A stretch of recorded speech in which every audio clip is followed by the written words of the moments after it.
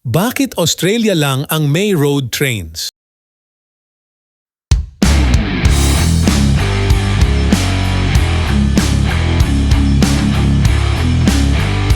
Ang Australia ay kilala sa kanyang natatangi at malawak na paggamit ng mga road trains na kung saan ang mga ito ay sobrang napakabigat at mahaba.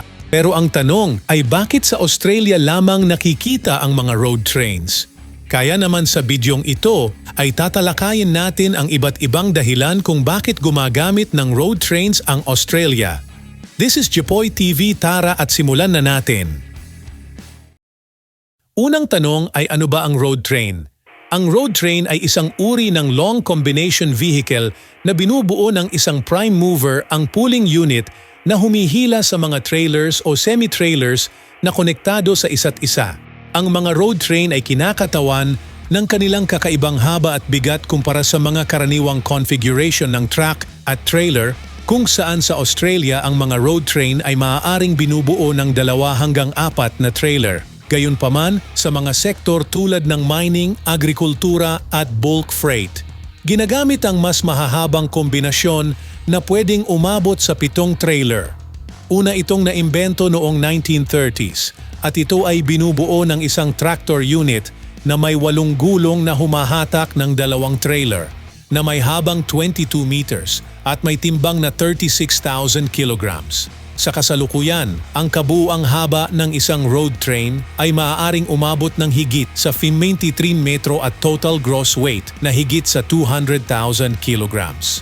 Subalit ang mabigat na timbang at haba ng mga road trains ay may ilang infrastructure limitations tulad ng mga kalsada, tulay o lugar na may mga restriksyon sa timbang o haba na kinakailangang sundin ng road trains. Kaya naman kinakailangan ng major planning sa pagpili ng tamang ruta, kaya isa ito sa maraming dahilan kung bakit gumagamit ang Australia ng mga road trains. Ang Australia kasi ay ang ika-6 na pinakamalaking bansa sa mundo sa lawak ng lupain na may malawak na remote areas at may counting populasyon, kung kaya't ang road trains ay nagbibigay ng mabisa at cost-effective na paraan ng pag-transport ng mga goods sa malalayong distansya sa mga lugar kung saan may limited infrastructure at mga option para sa transportasyon. Ang paggamit din kasi ng mga road trains ay malaking tulong para makapag-transport ng mas maraming goods o kalakal sa isang biyahe na nagpapabawas sa bilang ng mga kinakailangang biyahe at kabuuang gastos sa transportasyon. Para mas madali mong maunawaan kung paano ito nakakatulong sa pagbabawas ng gastusin, ay halimbawa meron kang 4 na driver na dapat mong bayaran o pasahurin pati na ang karadagang gastos at aksaya sa enerhiya ng makina ng bawat truck. Kumpara sa isang truck na kaya namang dalhin ang 4 hanggang 5 trailer na nagdadala ng parehong kargamento, kaya naman ang paggamit ng mga road trains ay napakalaking tulong lalo na sa mga remote areas kung saan malalayo ang distansya sa pagitan ng mga bayan at lungsod. Ang mga ruta dito ay umaabot ng libu-libong kilometro, kaya naman ang mga driver ay nasa daan ng ilang linggo para payagan ang ganito kahaba at kabigat na truck. Ay bumuo ang Australia ng isang regulatory framework na naglalaman ng mga patakaran para mapanatili ang ligtas na operasyon ng road trains. Particular ang licensing requirements, vehicle design standards at road infrastructure guidelines para tiyakin ang ligtas at mabisang operasyon ng mga long combination vehicles. Kasama na rito ang mga oversized load signs, reflective tape at warning flags dahil ang mga patakaran para sa mga sign at marka ay maaaring mag-iba-iba sa bawat estado at teritoryo. Kung ganun pala ay bakit hindi na lang i-load sa tren ang mga goods at mga kargamento bago ito i-transport? Bueno, dito na papasok ang sunod na dahilan.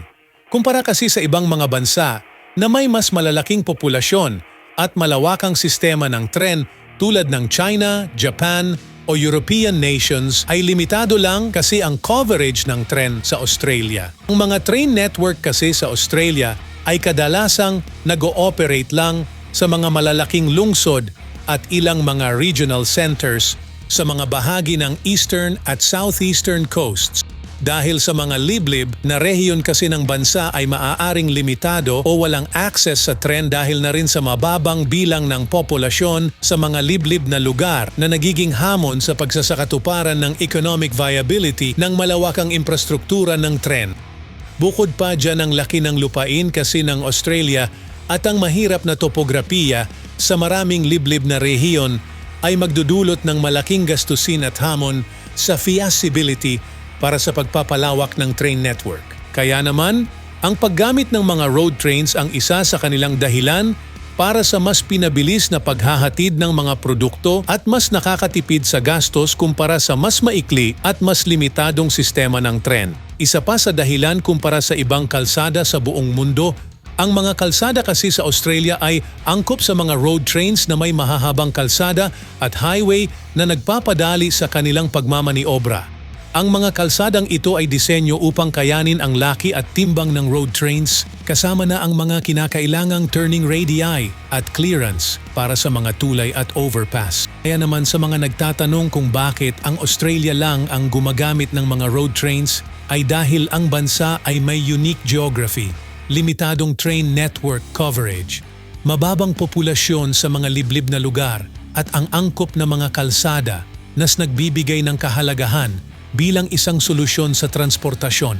At dahil ang bansa kasi ay may natatanging patakaran sa mga truck na madalas hindi mo makikita sa ibang mga lugar na pinapayagan ang mga ganitong mahabang kombinasyon ng trailer at mabigat na timbang ng sasakyan. Sa Australia din madalas makakakita ng parehong conventional truck na may mahabang hood at shorter cab overs, kung saan ang mga cab over trucks ay karaniwang pinipili sa mga urban places na nangangailangan ng maayos na pagmamaniobra at madaling access sa loading docks. Habang ang mga conventional long-nose trucks naman ay para sa mga long haul o mga operasyong pangmatagalan kung saan mahalaga ang aerodynamics at kaginhawaan ng driver.